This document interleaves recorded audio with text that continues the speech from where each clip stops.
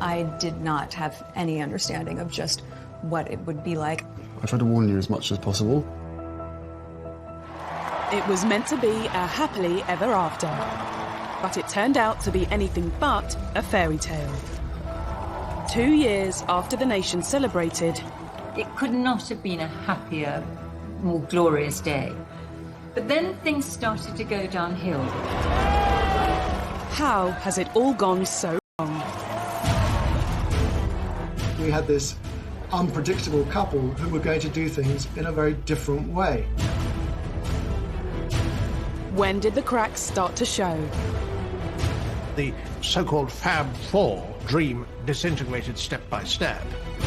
Where did the problems really lie?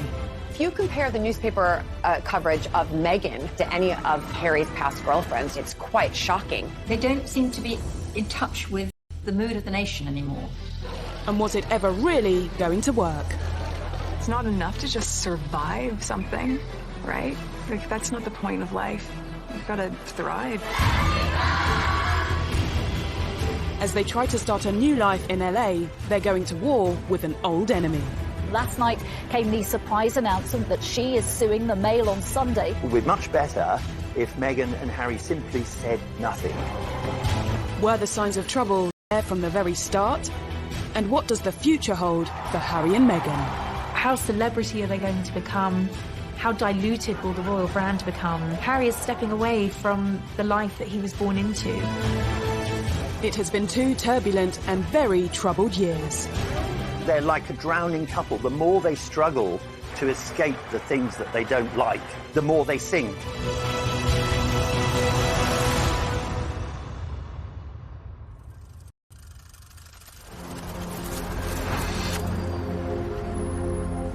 Harry and Meghan have changed the regal backdrop of Windsor for the luxurious Hollywood Hills.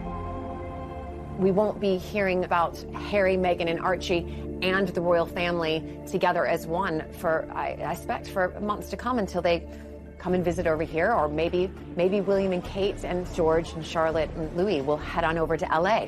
Wouldn't that be a great photo op? They've also swapped the royal court for the High Court, in a legal battle which highlights so much of what's gone wrong in the past 2 years. Meghan's family issues, their fight for privacy, their war with the tabloid press. The court case could turn into their biggest nightmare. And it all centres on letters written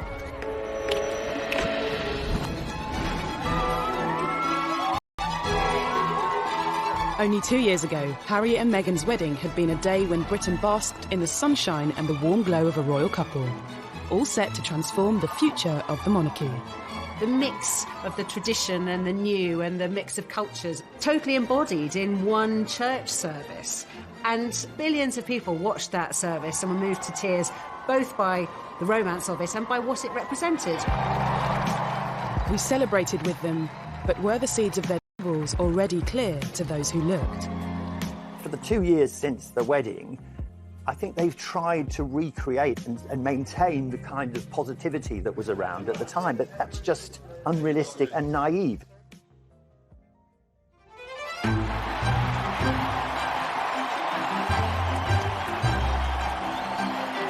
Less than 10 years ago, Harry watched older brother William marry his queen. The future heir to the throne had officially settled down. But the younger prince didn't look likely to follow suit anytime soon. This was quite a difficult period in Harry's public image because whilst people loved the sort of cheeky, chappy image, once he was constantly being photographed falling out of Sloane nightclubs on the King's Road, people did start to slightly turn against him. Pressure on the prince's love life had also been building. After 2 long-term relationships came and went. The first love, Chelsea Davy, who he fell head over heels in love with, she had to look into the goldfish bowl of royalty and to realise absolutely this wasn't the life for her. Harry was disappointed. His second relationship with Cressida Bonus, an actor, and she too didn't like the idea of media intrusion. When you marry into the royal family, you have to give up so much individually as a person, or at least that's what's expected of you. Girlfriend-wise, you know, it's my private life, so it's a different story. But yes, I am very protective. Obviously, it is part of my life. It's something that is part of the baggage that comes with me. I wouldn't say that Harry was unlucky in love. He just hadn't found the right one until Meghan came along. And when American actress Meghan Markle did come along, she looked set to change everything. When Meghan first appeared with Harry, she seemed absolutely perfect. The fact that she was American, she was a career woman, she was mixed race. She brought a whole lot of new things into the royal family that the royal family needed. In this strong, striking, confident woman, the scrutiny of being in the public eye. But the nation's favourite prince, with a divorced Hollywood A-lister, raised some eyebrows from the start. Much attention was paid to her mixed heritage. Harry's fallen in love, and there were people happy about that. But then on the other side, there were people, the papers, the mainstream papers and the tabloids, talking about her in a very negative sense.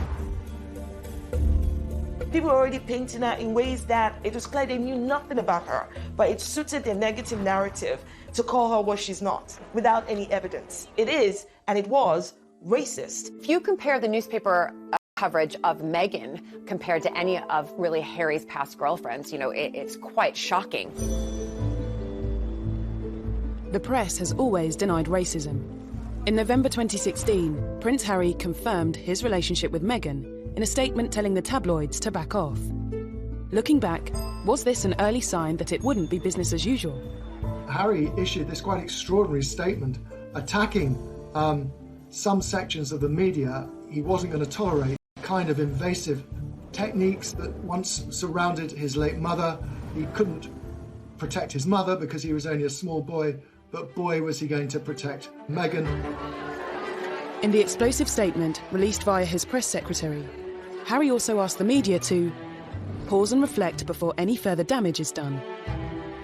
This statement packed a punch. It was Harry speaking in a way that he had never done before. I mean, he was talking about levels of harassment, unacceptable levels of harassment, how Meghan had been the victim of sexist, racist comments and commentary and negative articles. He was clearly a very angry man. And actually, to a degree, he had a right to be. Prince Harry has always had a level of mistrust towards the media. But this was one fight that was always going to have an unhappy ending. The palace thought it was unnecessarily antagonistic, and as though Harry was somehow spoiling for a fight. He went about it in an aggressively confrontational kind of way. You cannot control the media. The Queen has managed to reach a position where she's very rarely criticised, because when she, in the past, has occasionally been criticised, she says nothing. It would be much better if Meghan and Harry simply said nothing. A year after Harry's unprecedented statement, news broke that he and Meghan were engaged. The nation's favourite younger brother decided to give us all some good news today by announcing he was to marry the likeable Meghan Markle.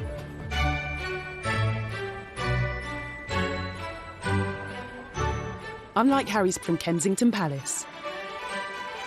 I was, of course, anticipating it, me being an American, who obviously I've married into aristocracy, and then to see somebody else, just to see how she would be on camera. And it was wonderful. What were we doing? Just roasting chicken and Trying to roast chicken. Trying to roast the chicken. And it was just an amazing surprise. It was so sweet and natural and very romantic. You could see she was just smiling the whole time and almost laughing several times throughout the interview. But even at what should have been one of the happiest moments of his life, Harry still showed some signs of anxiety about how his fiancée would be treated. I did not have any understanding of just what it would be like. I don't think either of us did that. We both said that, even though we knew that it would be. I tried to warn you as much as possible. Both of us were totally surprised by the reaction after the first 5-6 months that we had to ourselves of what actually happened from then. So I think you can have as many conversations as you want and try and prepare as much as possible, but we were totally unprepared for what happened after that. The scrutiny. Well, all sorts. You could see that the old thorny issue of Harry's relationship with press was raising its head again. The news that the world's most popular prince was set to marry a Hollywood actress sent the world into a frenzy. Their wedding was an unforgettable day, but could this story ever really have a fairy tale ending? Things were said and done in the run-up to the wedding that both sides regret that had caused irreparable damage.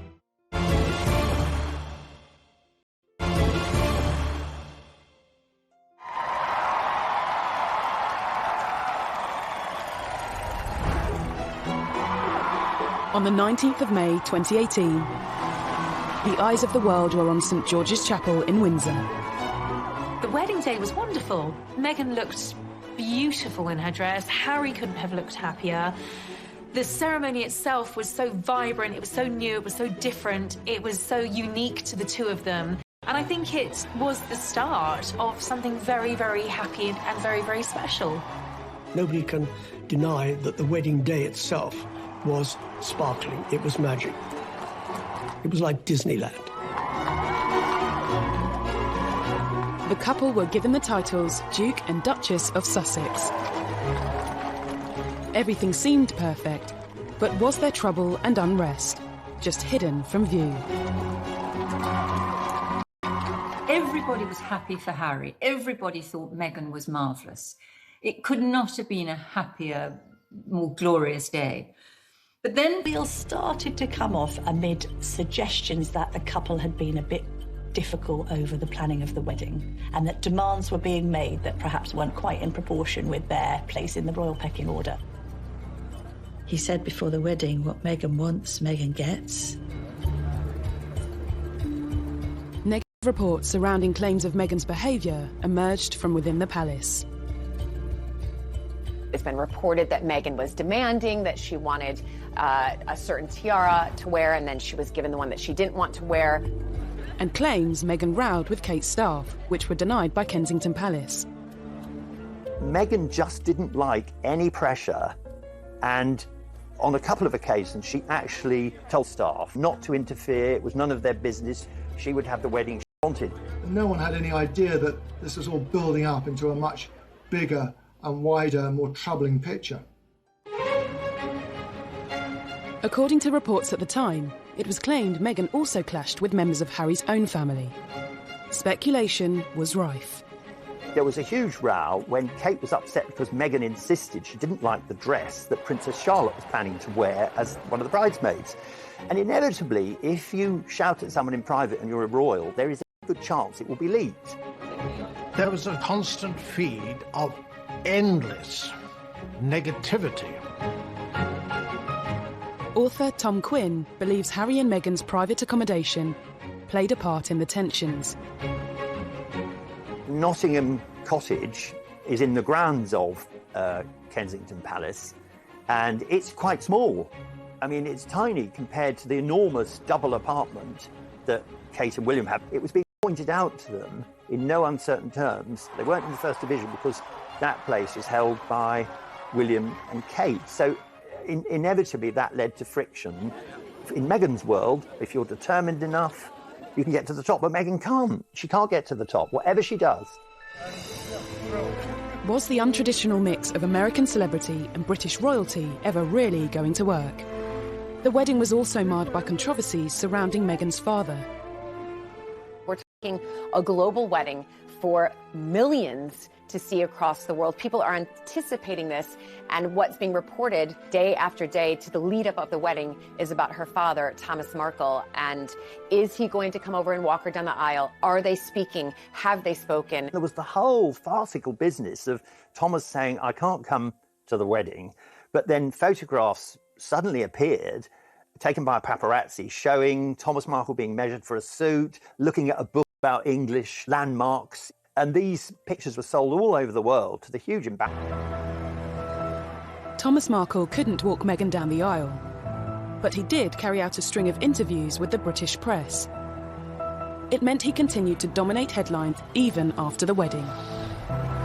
I'm a footnote in one of the greatest moments in history, rather than the dad walking her down the aisle. Millions watched this interview on ITV's Good Morning Britain as he explained why he staged paparazzi photos. They take all kinds of pictures of me that making me look negative. So I thought this would be a nice way of improving my look. Well, obviously that all went to hell. And I feel bad about it. I apologize for it. There seems to have been this toing and froing of mutual accusations where Meghan felt her father wasn't being sufficiently positive about the wedding, and Thomas Markle felt that there was no sympathy for him. Thomas Markle also discussed conversations he claimed to have had with Harry in private. I was complaining I didn't like Donald Trump. He said, give Donald Trump a chance. What were Prince Harry's views on Brexit?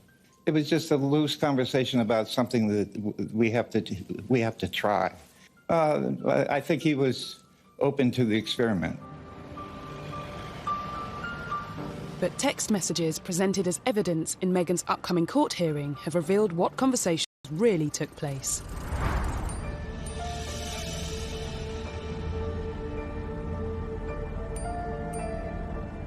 We now know what Harry was really thinking as newly revealed texts from him just before the wedding warned Meghan's father about talking to the media.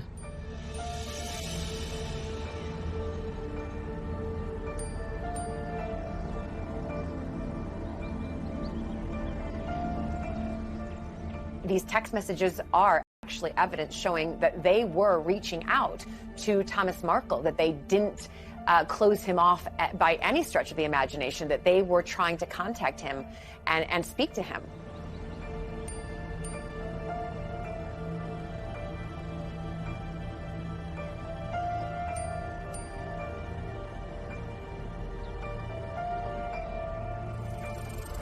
The private messages also showed how Meghan made attempts to speak with her father. Not sure the royal family as a whole will be affected in any way by the publication of these texts, but they won't like the fact that Meghan and Harry have shown once again that they're not very good at dealing with the media.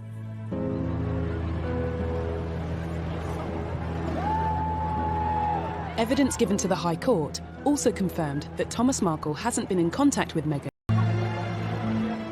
2 years on, the extraordinary messages have lifted a lid on private royal conversations that are now being showcased to the public.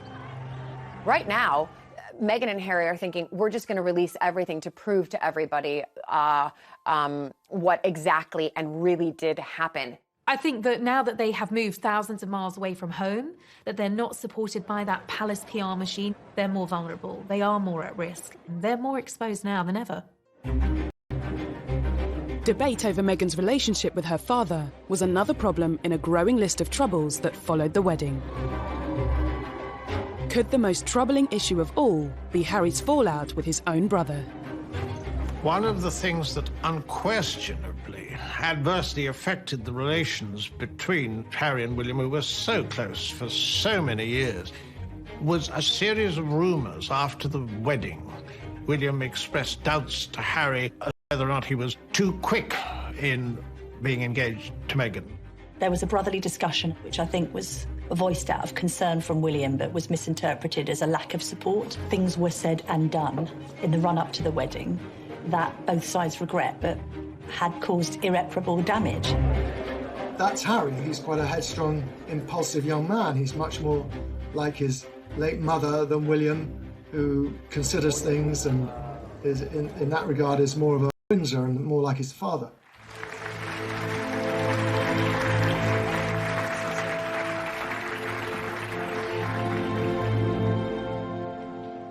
The alleged rift between Harry and William cast doubt over the future of the Fab Four, the title given to the brothers and their partners after they joined forces for the Royal Foundation charity.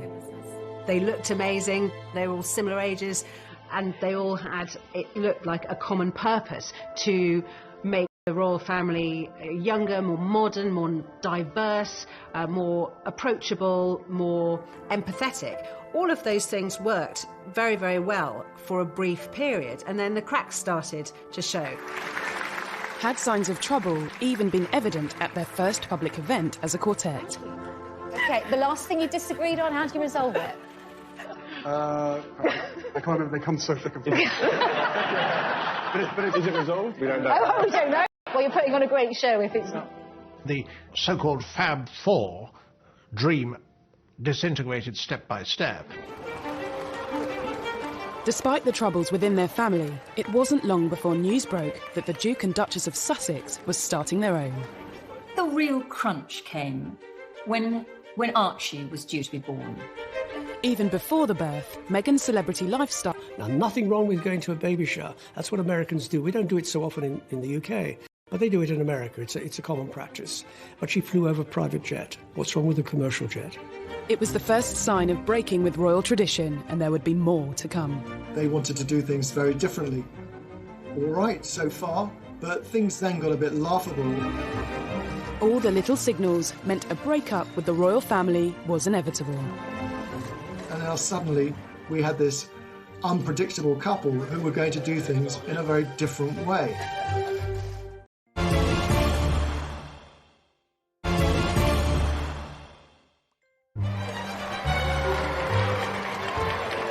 For decades, new additions to the royal family have been welcomed to the world on the famous steps of the Lindo wing of St Mary's Hospital in central London.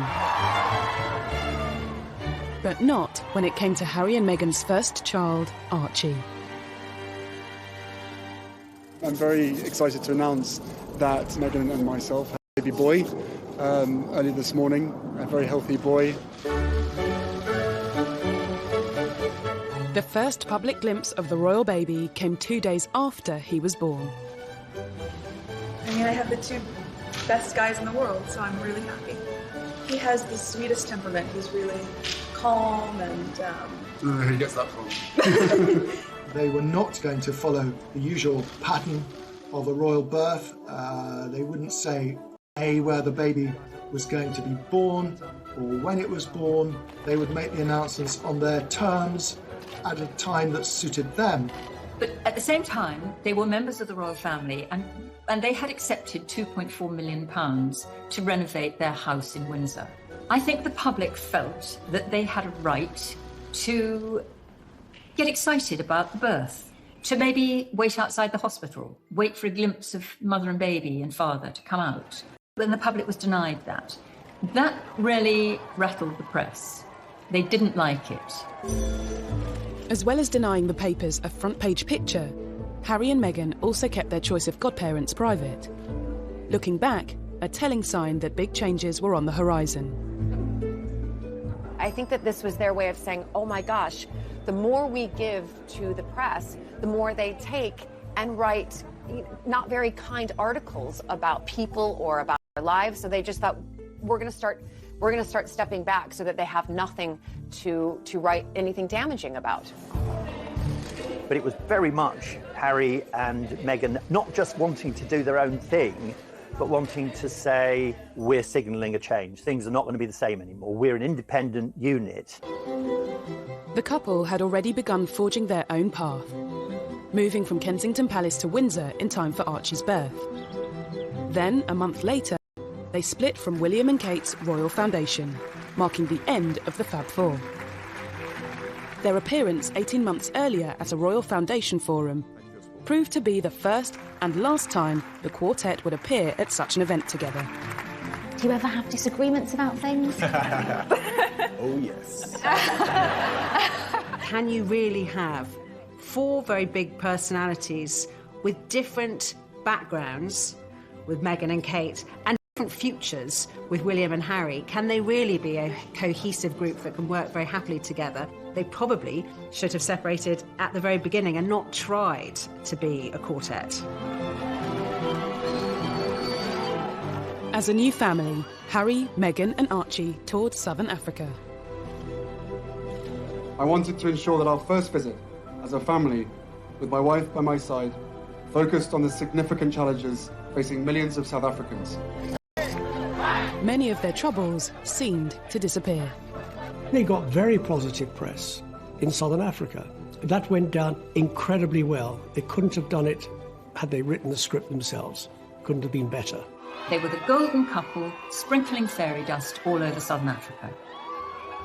And then at the end of that tour, they completely shot themselves in the foot. This led to the ITV documentary where they talked about being so deeply unhappy as senior members of the royal family, which hit the world like something of a thunderbolt. In a revealing documentary, Harry and Meghan express their true feelings and the problems bubbling under the surface.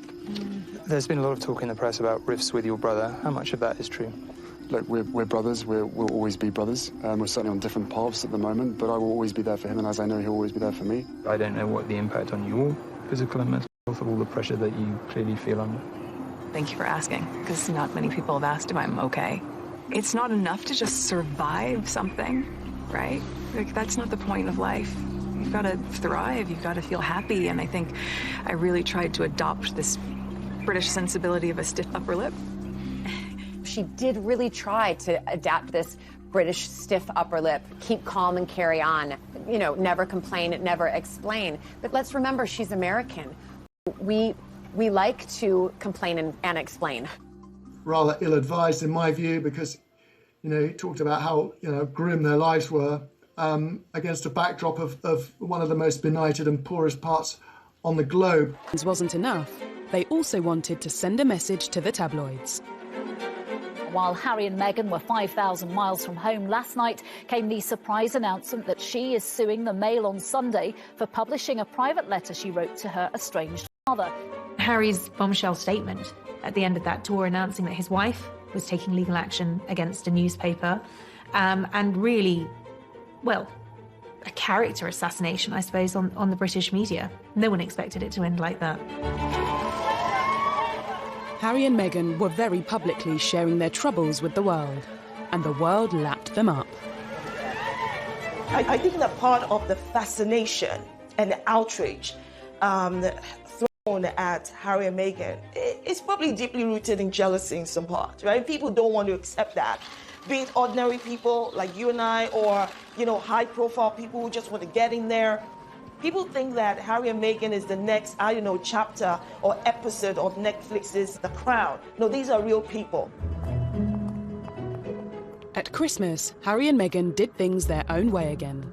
They spent Christmas in Canada, not Sandringham. The only other time Harry had missed Christmas with the Queen was when he served in Afghanistan. And just 2 years earlier, the royal family had broken protocol to invite Meghan to the celebrations. Meghan was invited to Sandringham for a royal Christmas before they were even married. She is the only royal girlfriend to have been afforded that privilege. So I think the royals went above and beyond and did everything they possibly could to make her feel at home. But their decision to skip Sandringham in 2019 was a clear sign of an imminent and much bigger decision. Once Harry and Meghan had gone to Canada for Christmas, once it became clear that they'd taken their dogs with them, it became very, very obvious that they weren't coming back anytime soon. Just before Christmas, he and Meghan decided to have a pause and think about what they wanted to do. They went off to Canada, and when they came back, it was announced early in 2020 that they were going to remove themselves from royal life.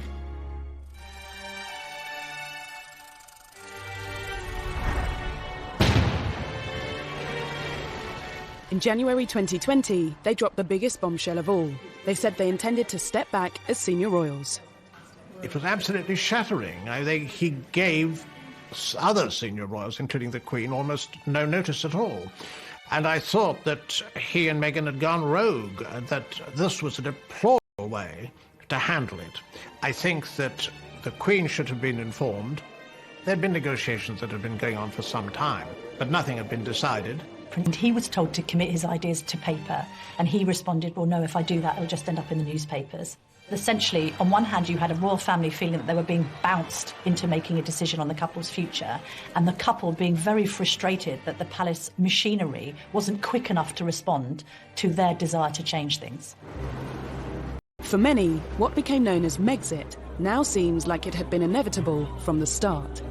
Harry and Meghan saw perceived slights at every twist and turn, and things which seemed quite minor became quite major, and it really came as no surprise as the weeks and months went by that really what they were angling for was not just a different kind of royal life, but a different life, and in fact a life absent from the royals, if you like, to break free from royal duty and everything that he'd been used to, which of course is what happened. Was the break down to tensions with the press, issues with traditional royal life, or something else? I think he defers to her a great deal, and she's a very confident, articulate woman who's done very well for herself, but I think she has no idea of the sense of duty. Now, Harry is in his 30s, right? And I do not understand why anybody would think that he would not have matured, changed, grown up in different ways. And the fact that you're seeing a side of Harry that you haven't seen before is because this context in which he's currently dealing with did not exist before. Why is that surprising? Should we have seen it coming? Has Harry never really been happy with his royal role and all the attention it brings? Did he find his greatest peace when he was in the army? The army allowed Harry to feel normal. That's what he wanted. Would you say then you're more comfortable being Captain Wales than Prince Harry, or is it just a case? No, definitely. I think I've always been that. My father's always kind of trying to remind me about who I am and stuff like that. But it's very easy to completely forget about who I am when I'm in the army. You know, everyone's wearing the same uniform and doing the same kind of thing. Harry and Meghan's announcement also detailed how they wanted to be financially independent and retain some royal responsibilities. A meeting was called between Harry, Prince Charles, Prince William and the Queen. Harry and Meghan were expecting an awful lot with what they were demanding at the Sandringham Summit, as it was called, when they were laying out how they thought it would work and how it would continue to be half in the royal family and half out of the royal family, either in or you're out. And it was definitely the Queen who said no very, very firmly to her favourite grandson, and that must have been very hard. Harry and Meghan's final royal engagement was in early March, and for some, it seemed their troubles were still on display. There was quite a lot of tension there. There was some interesting body language with both of the brothers studiously examining their programmes and not really talking at all. Meanwhile, Meghan's there with a megawatt smile, trying to make the best of things. I would say that what interaction we saw, and there wasn't much, between the Cambridges and the Sussexes seemed to me extremely frosty. Harry and Meghan have long been suspicious of the press and the motives of the media. But taking on the tabloids is a battle that can come with consequences. If you want less press intrusion, yet you launch court cases against the press, this could lead to the ultimate horror that Meghan could appear in court, at least in theory, against her father, Thomas. They don't seem to be in touch with the mood of the nation anymore.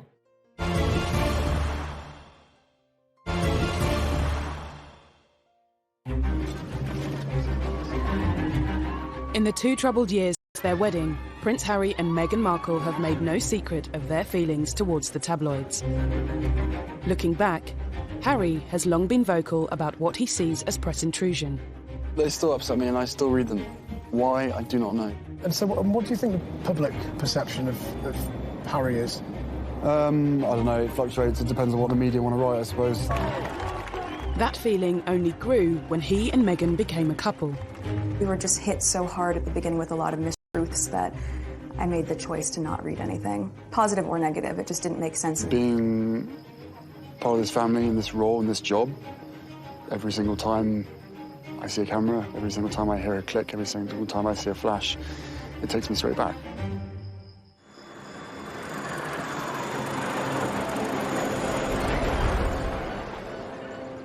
In a bid to distance themselves from the glare of the spotlight, Harry and Meghan went to Canada.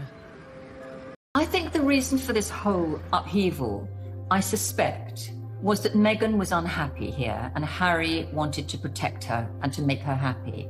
And I think she was unhappy probably because she had made some very big life changes in a very short space of time. She'd left her job, she'd left her country and all her support network in America. She had come to a new country, she'd married into a big family, and she'd taken on a new job, and she had had in under 2 years. People had been putting the dots together and working out that actually they hadn't just gone for a long Christmas break. They really had escaped, as far as they saw it, and had no intention of coming back. There was shock in the wider British public. I think there was dismay and great sadness that it seemed so drastic. Any plans for an easy transition across the Atlantic soon hit controversy. Canada said it would not foot their security bill following their change in royal status. Security has always been so important for Harry, and he's stressed this throughout the negotiations. But this will be extremely costly. It's like a sort of daydream. It's like a dream of an ideal world where they can have a private life and they'll be able to do whatever they want. There wasn't an easy way for them to be half in and half out royals. Just days before their royal status was officially due to end, Harry and Meghan's plans changed.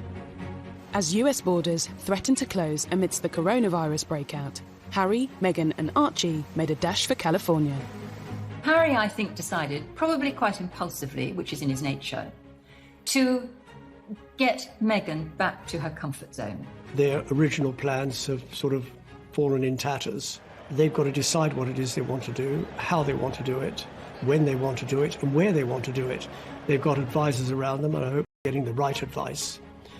Because the right advice is not just about what is good for Canada and the United States, it's also what is not going to bounce back on the monarchy and on the institution. It's important that they take that into consideration as well. As Harry and Meghan attempted to settle peacefully into LA life, their battle with the British press continued. Their long-awaited court case finally got underway.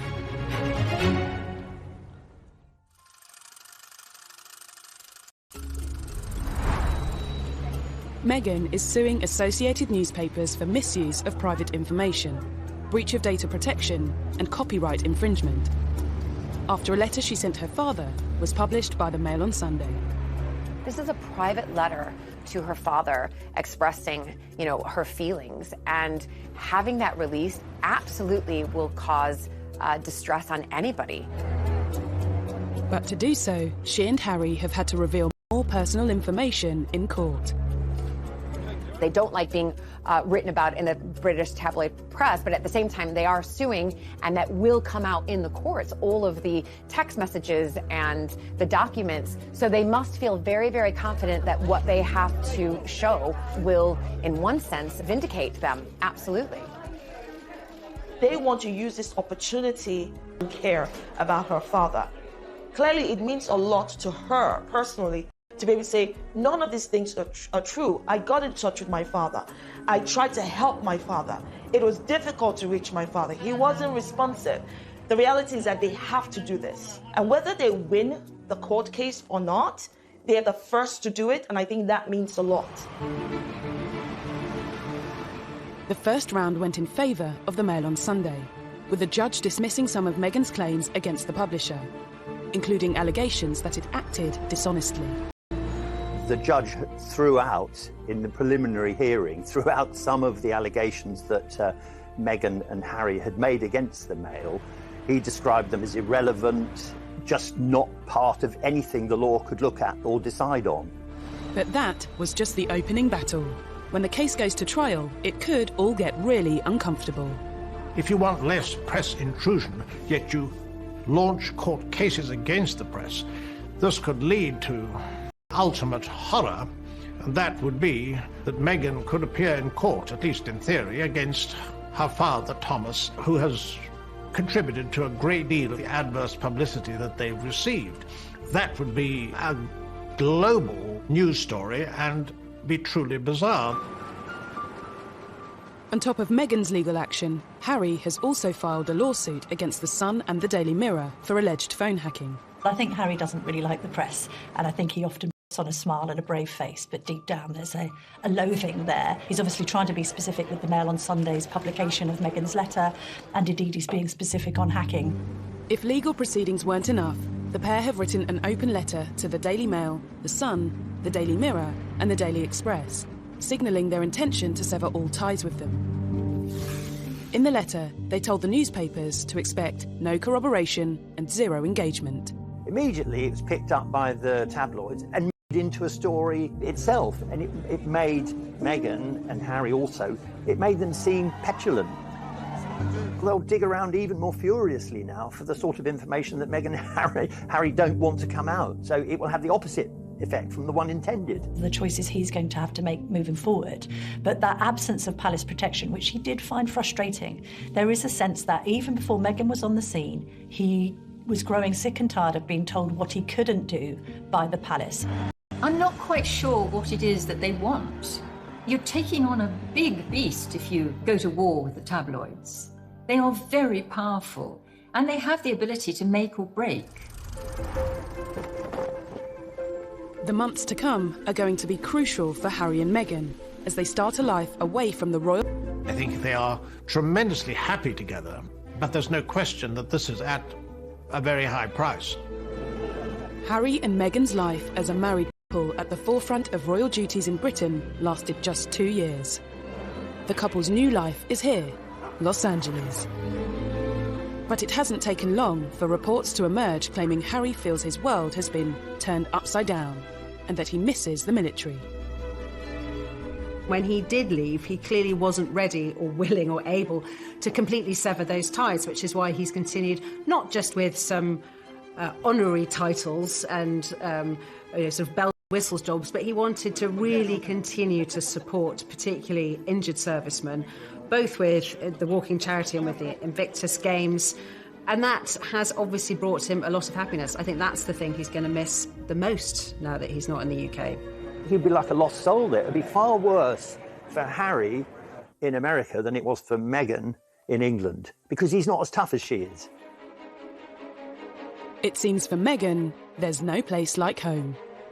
Look at the photos when we were first kind of introduced to Meghan. She was in yoga leggings, she was in her Ugg boots, she was casual, and then all of a sudden she moves over here and she's in, stockings, or as I would say, pantyhose, wearing a dress, having to wear a hat, full hair and makeup, heels all of the time. And all of a sudden they've gone back to North America and she's back in her yoga pants and, her comfy boots and casual, and going back to how probably she has been living her whole life, apart from this little blip when she was living here for, less than 2 years.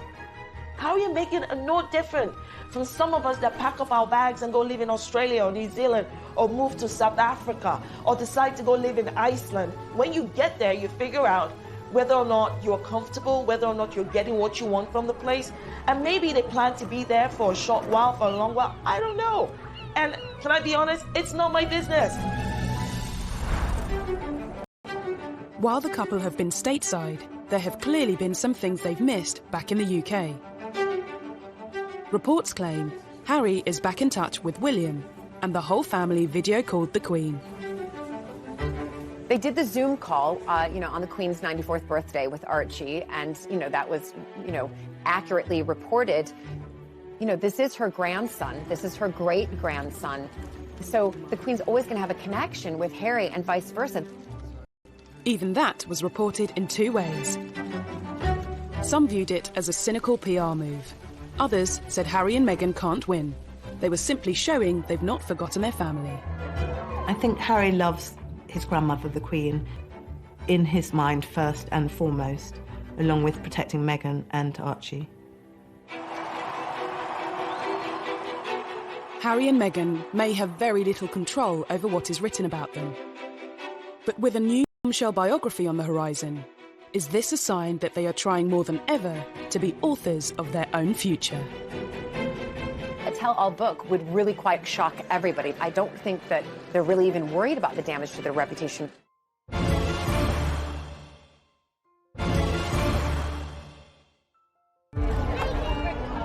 This summer, Harry and Meghan will continue to dominate headlines.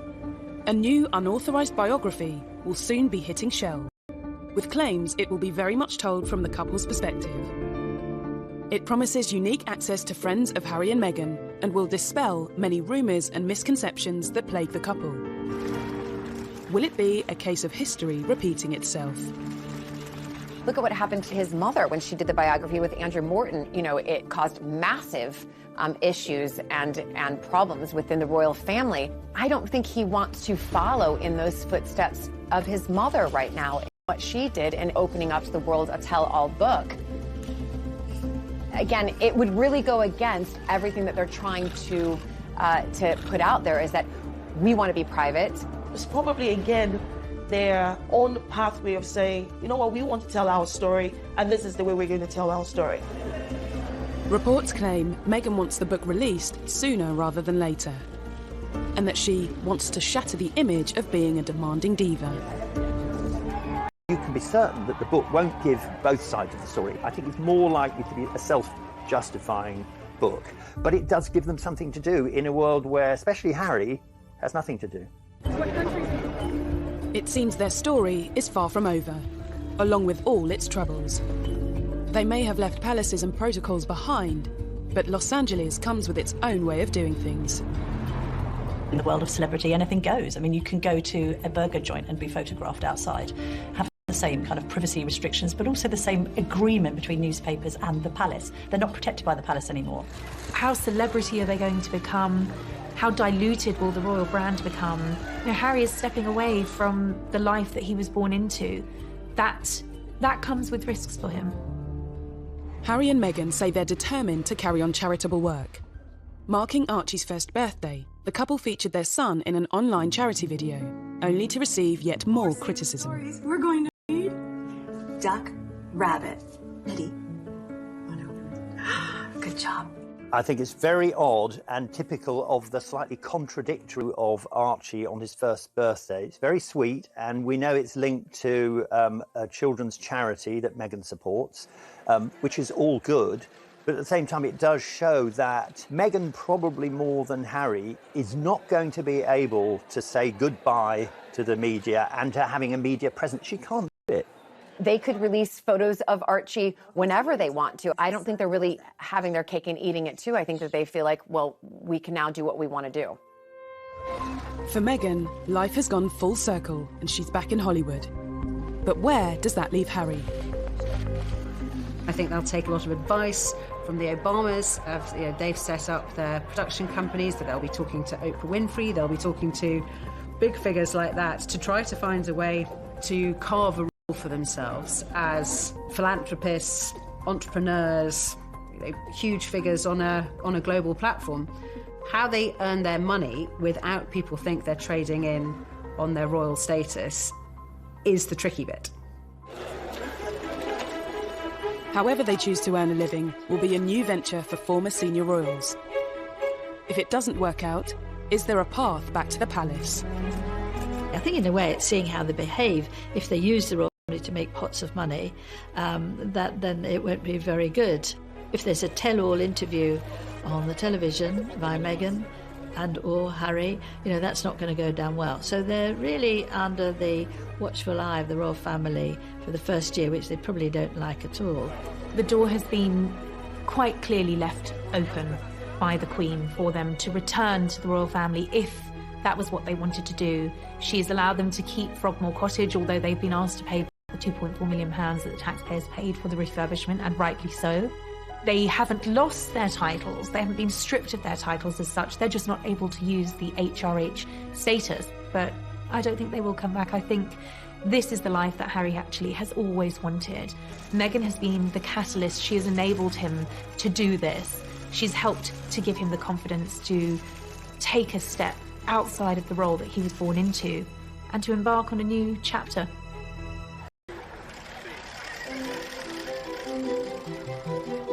They may be at the start of a new chapter, but it's been a troubled 2 years for Harry and Meghan. Looking back, were there signs of trouble from the start? And looking to the future, are there signs of more trouble yet to come? Harry was intent on a different path, clearly. I mean, I don't think he deliberately set out to upset the public, and quite possibly he hasn't. Although I do think a lot of people have become rather disenchanted with him and her over. No matter what, someone is going to be criticizing them, no matter what they do. They have this wonderful platform and they know it. I don't think they're getting very good advice at the moment, and I don't think they are thinking a lot of these things through. Harry and Meghan are no different from any other couple out there. This is one of the fights that they have to undertake together.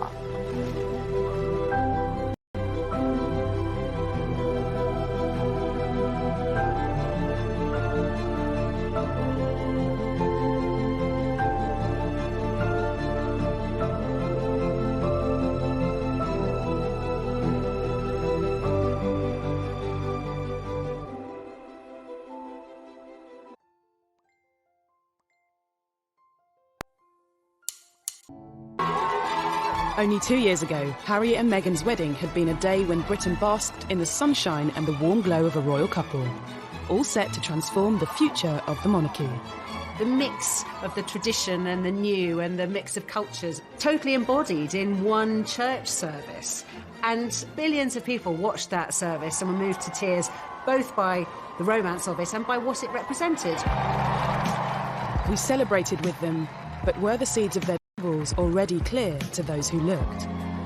For the 2 years since the wedding, I think they've tried to recreate and maintain the kind of positivity that was around at the time, but that's just unrealistic and naive.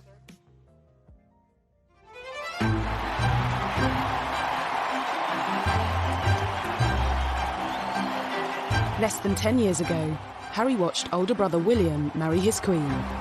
The future heir to the throne had officially settled